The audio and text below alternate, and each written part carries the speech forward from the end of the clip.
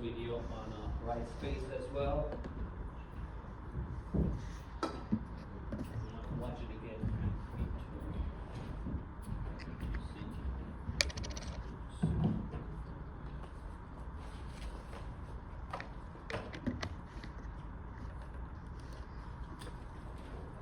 Okay, so next we're going to go on to chapter 5. As I mentioned, chapter 4 we'll cover later.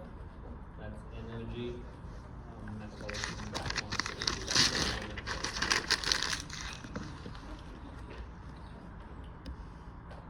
Well, chapter 5 is about tissue level. So we looked at first the chemical level, that was our chemistry, and we looked at our cellular level last chapter. And now we're going to look at tissue level.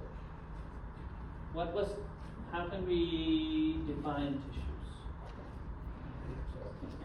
Group of cells with a single function. The group of cells with the surrounding material and having a common function.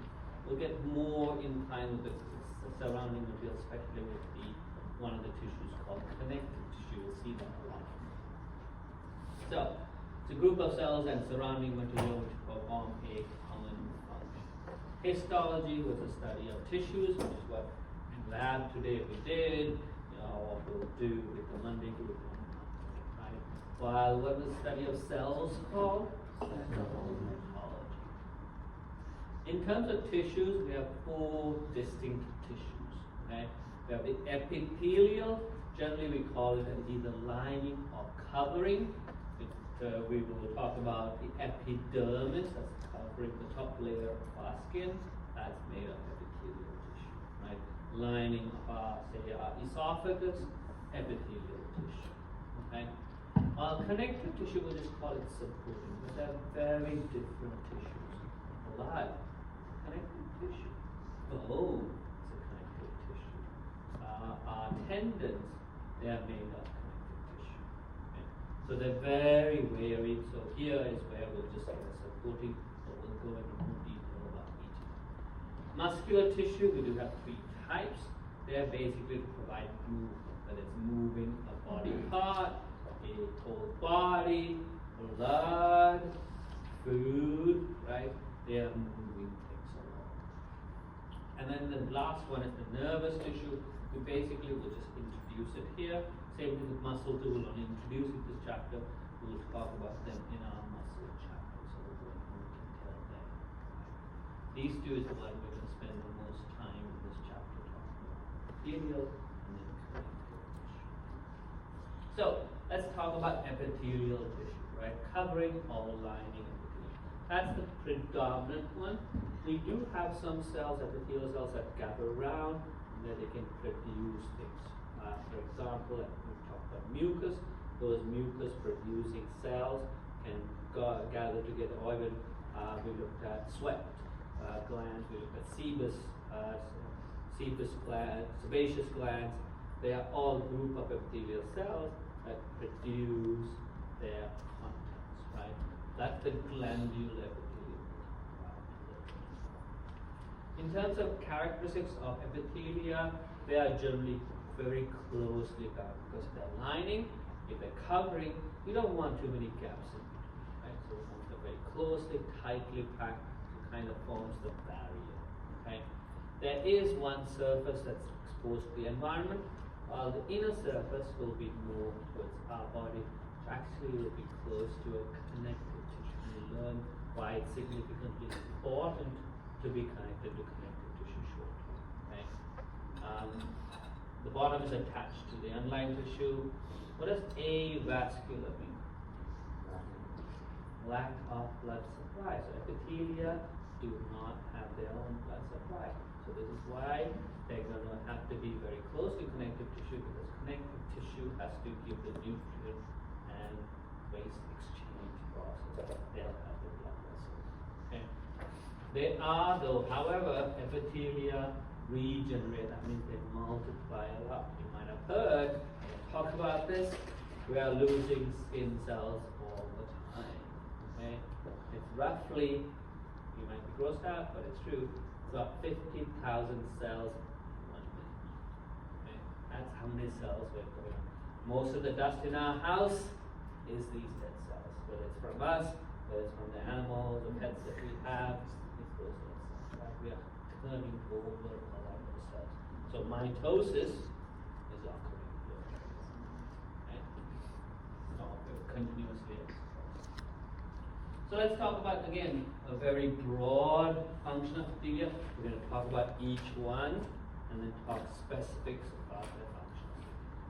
Broadly, physical protection, they can allow for things to pass through, but they control it, right? Filtration, we'll talk about, we'll look at the kidneys, for example, they'll filter blood, but there is a control of that too. Diffusion in our lungs, alveoli, it allows oxygen to go in, CO2 come out, right? We do allow some exchange as well. We do have sensation, so even though they have no blood supply, there are lots of receptors here, hence we can recognize stimuli. Stimuli is a change in the environment, whether it's cold, pain, those are all stimuli, okay?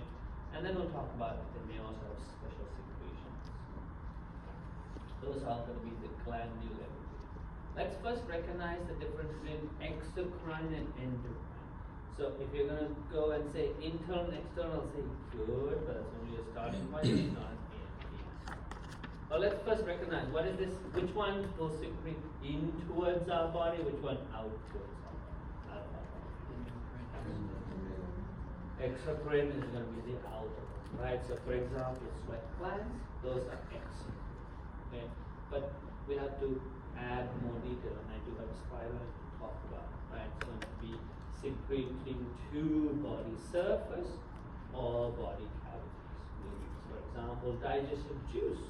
They are produced by, for example, our gastric glands in our stomach. Those will secrete it into the cavity of the stomach. Okay? So that's why we can't just say outside and inside. That's not good enough. Our endocrine will use the blood. That's what the inside. It's actually going to put it in the blood. The blood takes it all over our body. If we have receptors, those will respond. No receptors, no response. So there's also one more detail. Exocrine uses ducts. Okay? Endocrine does not. It's got these cells, dumps it into the blood. Okay? So discharges secretions onto body surface or cavities. So these are two differences. Third one can be what kind of secretion we want to say about how it can be sweat, mucus, all those are secretions, exocrine. Okay? Endocrine, those are hormones. Okay? They will secrete their secretions into blood. Do they have ducts? No, they do not. Ducts are little tubes, basically, right? So they put in the tubes, like for example, our gastric glands. There is gastric pits. Those are the ducts they'll put it into, and then it comes out. Okay? While, for example, thyroid gland produces what kind of hormones? T3, T4, those are thyroxine hormones. They'll produce it and go into our blood. TSH is produced by hypothalamus, which we'll talk about, which controls our thyroid. Okay, but they'll put those into blood. There's no duct, it's just straight into blood. Okay, so those are the three differences. If I ask for that in the exam, that's what I'm looking for. Okay, exocrine, it'll secrete their secretions to body surface or body cavities. Endocrine, directly into blood. Exocrine has ducts, endocrine does not have ducts. What kind of secretions in exocrine? Like sweat, saliva, digestive enzymes. What kind of secretions in endocrine? Or what kind of products? And hormones, right? So those are three differences. Please remember them and be able to list them. Any questions? So next, let's talk about epithelia. So whenever those of you who had lab today recognize that we will call epithelia generally by at least two parts to the name. One part tells us how many layers there are. Second part indicates that's what the shape of the cells are. Okay? So squamous means squashed. It's flattened cells. Okay? So these are flattened cells. If you look at sideways, they look like that. If you look at top view, which is I think both groups we did prepare cheek cells.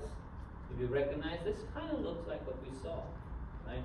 Those are squamous cells that we took out from our cheek cells. Okay? Those are squamous cells. Cuboidal, three-dimensionally looks like a cube. On a side view, it'll generally look like a square with a nice round nucleus. Previous one, flattened out nucleus. The next one is columnar. So if you think about a column, so they are rectangular but upright. That will be third type. Okay, two-dimensionally it looks like a rectangle with an oblong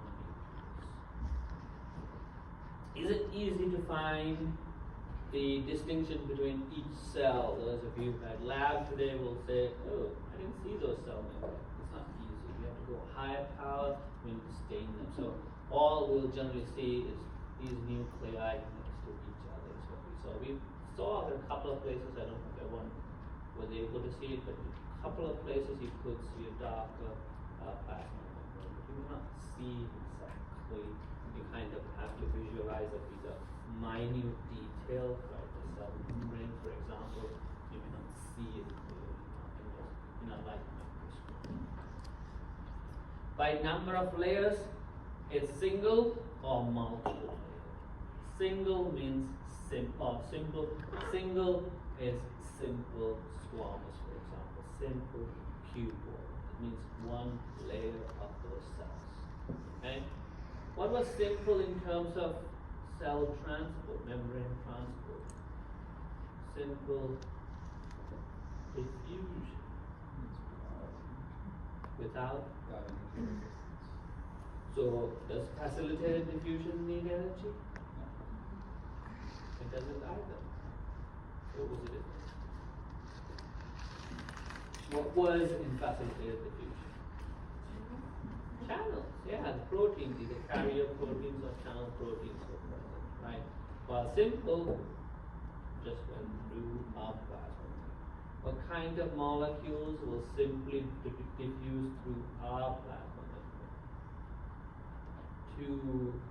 Two aspects of it. Polar or non-polar? Will simply diffuse through. Non-polar. Because why is it non-polar? The fatty, Yep, go on. I'm blanking on the words, but you have the polar outside on either side and the fatty lipids, I think it is, on the inside. Yeah, so it's a fatty acids, they're long, they're on the inside, which is non-polar. You do have polar components facing the outside, but the bulk where through we have to pass through is non-polar. So only non-polar will pass through. Example, does water pass through simple diffusion? No, polar. But did pass through as by simple diffusion. This is important. They could, but the one we are doing it right now, all the time, oxygen, CO2, right? They simply diffuse. Okay, so non-polar and small will diffuse. Okay, so small vitamins will diffuse, lipid soluble vitamins will diffuse. Okay. That's simple.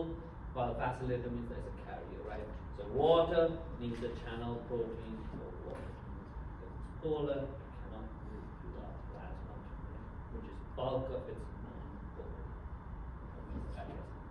So here simple means one layer. Okay? Multiple layered means stratified. Oh, going back, the purple here would be the basement membrane. You see one cell, it's attached to the basement.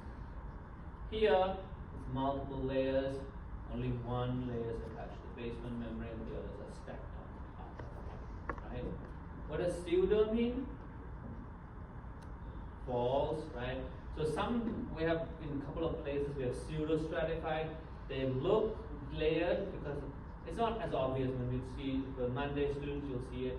But when yesterday's lab, I don't know if you appreciate it, but the nuclei, they weren't this spaced out, they were really, this was the basement membrane, they were all kind of at the bottom. Looks like it's multiple layered, and then you see a big space on top.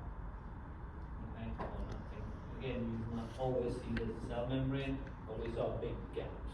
Okay, so all of these are actually attached to the basement membrane. They just look multi-layered because they're shaped up. Okay, but all of them will be attached, and only one place we need to recognize. So that's the only one you need to recognize.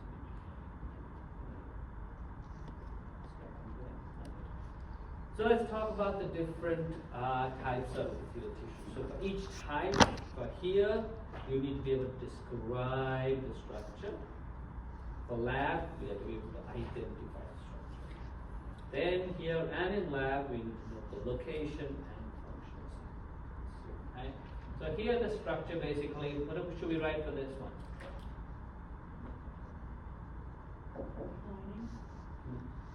That's for any epithelia, right? What's simple? What? One layer.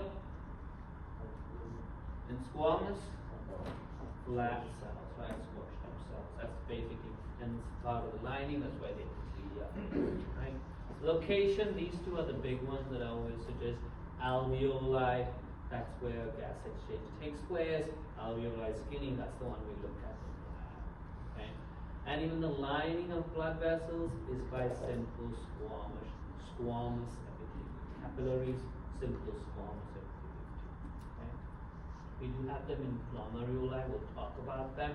That's in our kidneys. We have this ball of capillaries forming this structure called glomeruli, which promotes filtration. Okay? So blood will be filtered, some things come out, something stays in. In terms of functional significance, basically these two are the main ones, diffusion and filtration. Right? Diffusion, for example, in our alveoli, capillaries, oxygen passes from the alveoli into the blood in capillaries, CO2 plus the oxygen. Right? Through these simple squamous epithelium. They're squashed and flat, so it's a short distance to travel. Next one would be simple cuboidal epithelium. How do we describe the structure? Square, yeah, it's cuboidal. What does simple mean? One layer. Here we needed a little more imagination or visualization to see it because it's not nice and flat and cubes, but they took this paper that had the cuboidal cell and made a roll out of it. Okay, so we had to picture that a little bit more. It could be that view, or if we cut the tube this way, this way. Where can we see it? You can find them in kidney tubules, and then for people in lab today, I mentioned, please make sure you put the word tubules. Same thing for lecture and for Monday's lab. Please specify kidney tubules, right? And glands are also simple cuboidal, so those ducts are mostly simple cuboidal. In terms of functional significance, it's basically secretion has to produce and excrete out of the cell. Absorption, for example, we'll talk about how in kidneys they will reabsorb substances in the filter. Water, 99% of the water that gets filtered gets taken back into blood, basically, so that it passes through the kidney tubules into the capillaries. Next one is simple columnar. So basically, what's the structure? Column shape, one layer. Right? Here we can find them lining all the way from our stomach to the rectum. Above the stomach's different, anus is different. Okay? We can also find them. These do not have cilia, by the way. What was cilia? Like structures. What were they made of? What? Which one? It's microtubules, excellent. The short microtubules that are sticking out of the membrane. What was their function? Move substances across the membrane, right? For example, we have ciliated simple columnar epithelium in the fallopian tubes. There, it's trying to move it the other side, right? We have simple columnar epithelium and cilia in small bronchi. Larger bronchi is different. We do have cilia, but it's a different tissue. In smaller bronchi, they're going to move the mucus. Right? So here, uterine tubes or fallopian tubes and smaller bronchi. Similar absorption here, that's for the stomach to rectum. Secretion, for example, mucus, whether it be in our respiratory tract, even in the fallopian tube, there's mucus secreted. And then the cilia will move that mucus with the substances trapped in the mucus. Then we have pseudo-stratified. What does that mean? It looks multiple layers, but really it's one layer. So this is a good one. So this is the basement membrane. Okay, here you can see it almost looks like 3 layers of nuclei. There's a big space, but the only ones we're responsible for, the pseudostratified, will have cilia. And the simple squamous, just to make simple cuboid or simple columnar, just to make it easy, I don't put the cilia. But we do have ciliated variety, but we look at non-ciliated variety. That could also be here. But where are they found? They're found in our trachea and large bronchi. They have cilia, they have mucus-producing cells. Mucus will be produced, they trap more foreign substances, and then the cilia moves them. So here it's mainly secretion and movement. Okay. Next we talk about something a little bit different. Here we're not using a 2-word name, it's transitional. It's multiple layers. Transition is to change, right? The shape of the cells are different in the different layers. Okay? If you follow from the bottom up, it looks like squamous to columnar, and then looks like cuboid. Okay? The reason for this is to be able to stretch out. They're found in the ureters and in the urine bladder. So when urine passes, fills up, even the epithelia can kind of spread out and still remain nicely intact, right, when you stretch. So it helps to expansion and recoil. Well, they're found ureter. How many ureters do we have? 2. How many uretras do we have? 1. Right. So it's ureters from the kidney to the urinary bladder, uretra from the urinary bladder. So uretra actually has this, and others are just generally would suggest not to this. But ureters and the urinary bladder linings will have transitional changes in shape. The next one is stratified squamous epithelium. So these are how many layers? Multiple layered, and they're squashed up cells. Here, this is a nice view, but not always, right? We looked at lab, it was a wavy, so it looked like they were squashed this way, and on top they were squashed that way. Okay? Those are all stratified squamous. We can find them in our epidermis of our skin, that's the top layer of our skin. We can find lining of our oral cavity, lining of the esophagus, so we took out the squamous epithelia, they're actually stratified. We just try to take off the top layer. Right? There are multiple layers in our oral cavity lining them, but we just took out the top layer. You can find them in mouth, esophagus, vagina, and anus. Functional significance, they protect the underlying layers against abrasion, right? Abrasion, foods passing through, that's going to rub against the inside. They can remove cells. So having these multiple cells is an advantage. So the underlying layers are not damaged. Okay? So protect underlying layers against abrasion. There's functional significance of stratified squamous.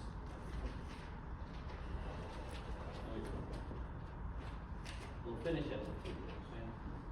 So in terms of exocrine, we do have unicellular glands. Okay, what does uni mean? One. So it's one cell that does a function of a plant, right? So here, the examples are mucus-producing cells that are called goblet cells. Okay? We can find goblet cells in simple columnar epithelium. We can find them also in pseudostratified epithelium, right? We talked about the respiratory tract. It's pseudostratified columnar with a smaller bronchi with simple columnar. All of them have mucus being produced. Okay? So those are examples of unicells. These are mucus-producing cells called goblet cells. Multicellular, that means there are many cells forming this gland. For example, sebaceous glands. What's the function of sebaceous glands? Sebaceous glands, not sweat. Oil. Produce oil. What is this oil for? Moisturizing. Moisturizes our skin, right?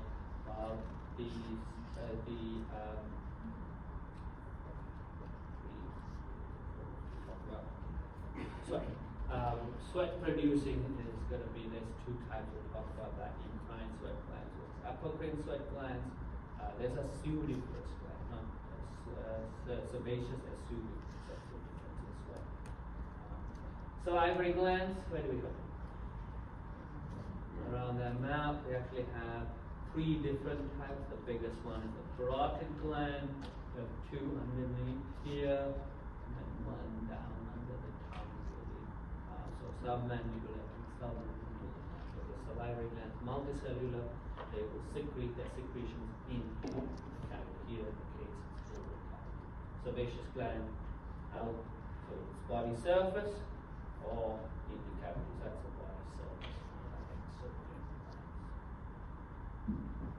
Endocrine glands will go in more detail in that chapter of endocrine system. Okay. So we talk about fluid. Here's the summary again, right? So three differences between endocrine and exocrine, please. What are some differences? Which one uses duct? Exocrine uses ducts, endocrine does not. What else? Endocrine produces the hormone, exocrine produces sweat, saliva, right? Where do the secretions go? We want a little more definition, remember? So body surface or body cavity is for which one? Exocrine, and then endocrine, blood. Those are three differences. Lumen means the cavity, okay, of a tube. Basically, lumen of a tube is basically the cavity. So lumen of our organs is also nice way to say body cavity. Yeah. Let's introduce any questions. So we're next going to talk about connective tissue. Okay, so we can divide connective tissue into three main divisions. We have what's called connective tissue proper, fluid connective tissue, as I mentioned, blood is a connective tissue. That'll fall under that. Then supportive, I mentioned how bone is a connective tissue. That'll fall under that. Right? And there's more to talk about. Okay, so connective tissue proper. Connective tissue proper, we'll talk about it. In lab today we looked at areola connective tissue, adipose connective tissue. These are two examples of loose connective tissue. In the dense connective tissue we looked at dense regular. That's our tendons, for example. And we looked at dense elastic as well. We'll look at talk a little bit about each of these. Okay. And this is the most abundant and very varied. Okay. From bone to blood to fat to tendons, dense regular connective, quite a vast variety of different types of tissues.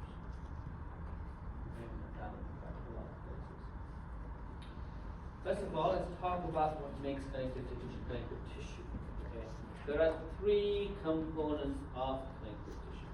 We have cells, we have fibers, and then we have what's called ground substance or extracellular matrix. Okay? This is what's outside. Fibers basically are different types of fibers. Areolar connective tissue, we were able to see different fibers. Dense regular connective tissue, we were able to see it. So it's the composition, how much, what type of each of these components that makes our different tissues different.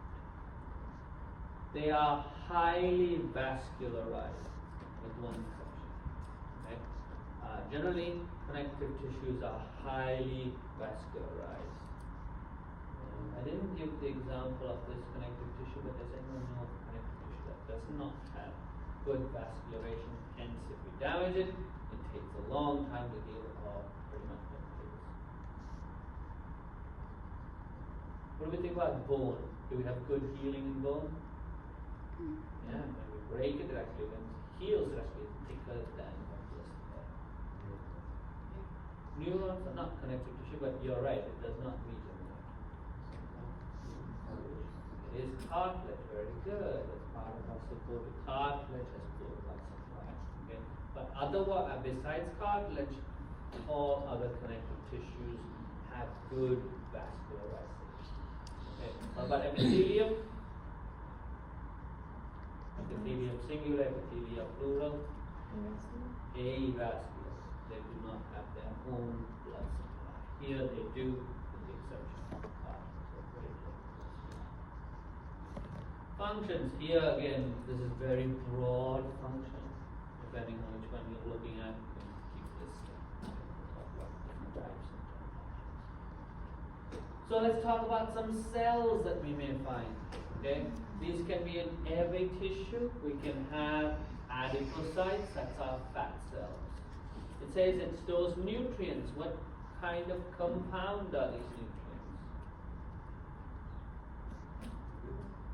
Yep, lipids more specifically. What type of lipids? Is it cholesterol? Triglyceride. That's what we store. That's our storage fat. Okay? Triglycerides. We also, most of our connective tissue also have fibroblasts. Fibroblasts basically produce the fibers that jump off of connective tissue. Lots of our connective tissue have mast cells. Mast cells will cause inflammation. How's that word? Okay. So we use drug to treat allergies, which is against these inflammatory chemicals. What is this inflammatory chemical? Histamines. Yeah, mast cells are full of histamine. They cause inflammation, sometimes triggered by allergens.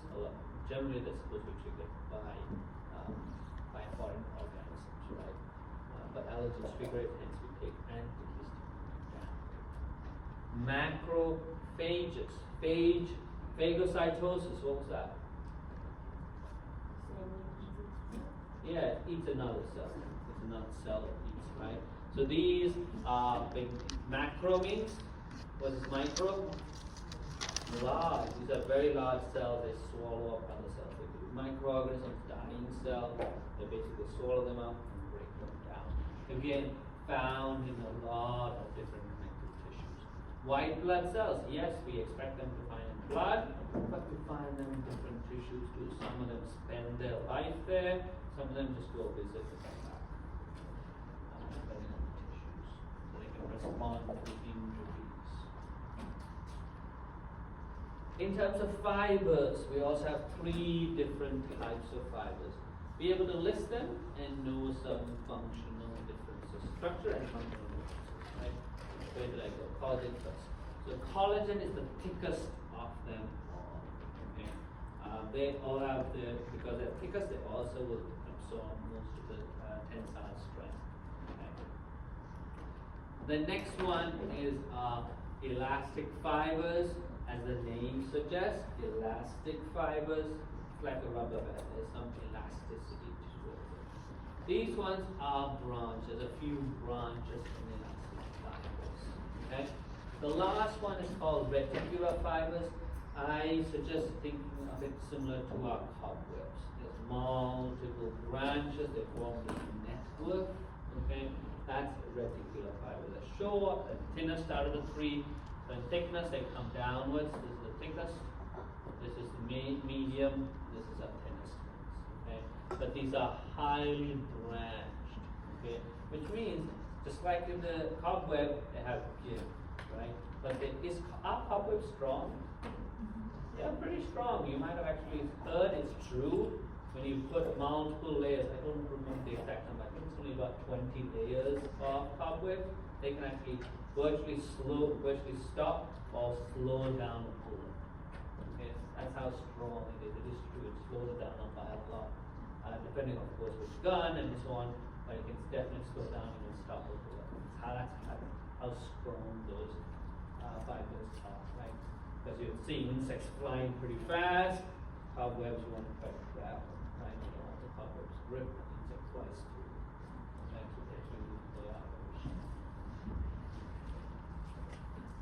Ground substance. Easier one to picture is probably cartilage, right? You can see the cells and then something outside of the cells, okay? But this is extra, ECM stands for extracellular matrix, okay? The different names, ground substance, extracellular matrix, basically is the surrounding material, okay? They can be fluid. What kind of connective tissue has fluid ground substance? Our blood, we mentioned. Even lymph is a connective tissue that's going to have fluid. Semi-fluid is kind of similar to our areola connective tissue that we looked at, called gelatinous. That's cartilage, calcified, bones, right? So ground substance basically gives strength, possibly, gives exchange, like in our plasma, right? Helps store water, helps things to exchange through the blood plasma, okay? And also supports the cells. Okay? Cartilage especially will support the cartilage cells because of chondrocytes. Let's look at the different connective tissues. How we do it. Let's look at just the loose ones, if we may, please, and then we'll start. Okay. Because we've fallen a little bit behind. We're supposed to finish this. Or if you will, we can look at the whole connective tissue proper. So connective tissue proper is divided into loose and dense connective tissue. It's meant like that.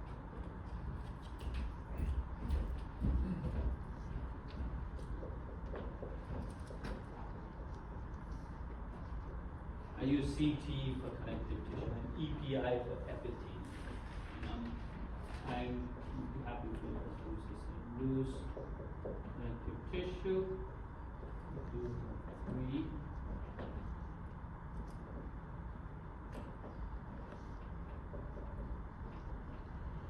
I don't mind. Go through them and do one quick review or liquid for lab as well. So we have areola connective tissue.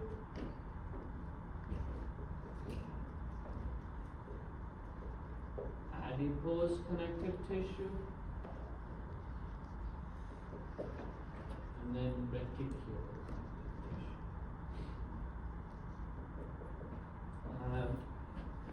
This one in our textbook, I think one of them does not say dense, but I suggest adding it because it will make it easier when we look at cartilage, because lots of you students get those mixed up.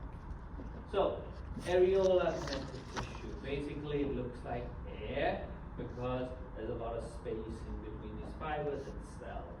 Okay? The main function of them is main differential function of them is to store salt and water. The example of location I gave in lab, who remembers the location of areola connective tissue? It's the top layer of the dermis, called the papillary layer of dermis. Okay, it's areola connective tissue. Main function or different function, if you will, or specific to this, it's going to be water and salt storage. Okay. Adipose connective tissue. What kind of cells? Fat cells. So it's going to help insulate. It's going to store triglyceride. It's going to cushion. So we look at in lab. We look at kidneys. Okay. When we dissect heart, if you look, there's going to be fat around the heart. Cushions those. Okay. So around organs or surrounding organs, as well as hypodermis goes part two. When we do skin, we'll talk a little bit more about hypodermal needles. Why we inject things into our hypodermis, we'll talk a little bit about that. Okay. So stores triglycerides and provides cushioning, protects our organs.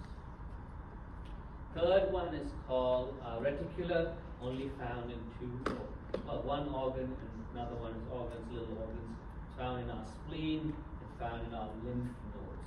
Basically, it filters lymph in our spleen. Basically, filters blood. It can take out blood cells, whole blood cells, but it can also look for microorganisms. Right? In the lymph nodes, what is it looking for?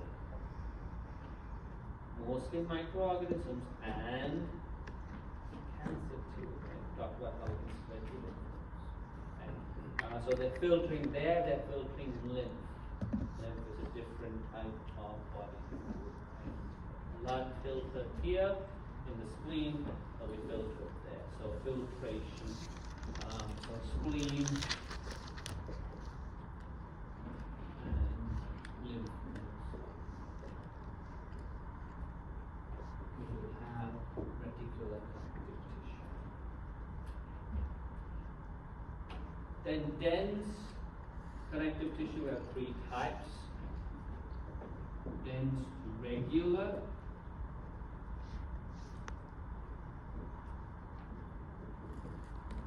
Dense irregular.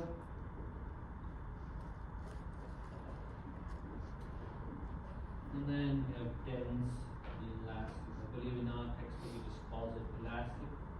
For reasons I will explain on Monday, I would suggest it is densely packed, but at the word dense, study because we always have elastic cartilage and lots of students mix these together. Yes, one of the characteristics is very similar, right? It's got elasticity, but the location is very different. So dense, regular, absorbs strain in one direction. Okay, tendons, ligaments, upper neurosis. Does anybody know what upper neuroses are? Have we heard of them?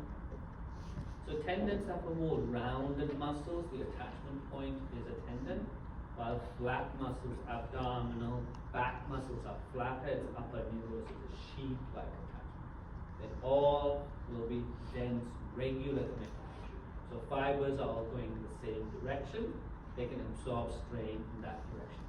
If someone tears an Achilles tendon, it's usually because the strain has been on a sideways. We twisted our foot, especially basketball players. It's common. They land on their foot, they twist. So the stress now, the Achilles tendon is like this. The stress is going in that direction. Basically, if we put the tendon back, it's going the opposite. It's going in a different direction for the fiber. That's why it ruptures. Okay? So it absorbs strain in one direction. While dense, irregular, the fibers are going in multiple directions. This is not the best image. This was from our textbook. I have a better one that I've shared for lab. You can see in the lab materials I've shared that. Where you can actually see, and in class you'll also see how those fibers are very nicely arranged, going in one direction. Okay. While dense, irregular, the fibers are going in multiple directions. They can absorb strain in multiple directions. So here, tendons, ligaments, I'll just put two. So dense, regular, dense, irregular, we have a layer of our skin called the reticular layer of dermis. Okay. This also talks about fascia. Fascia probably, yep. Fascia is also, fascia is covering, so we can have covering around joints, we can have covering around cartilage, they're going to be dense, irregular connective tissue. Dense elastic connective tissue found in walls of large blood vessels, arteries, veins do have it. Well, aorta has a lot of dense regular, as well as good to know or think about is lung tissue. Not alveoli, but the rest of the tissue, right? Because we want our lungs to expand and nice little relax, right? Same with our blood vessel, blood goes through, you want to expand and relax. Okay, that's going to have dense elastic connective tissue. We have elastic cartilage and tissue.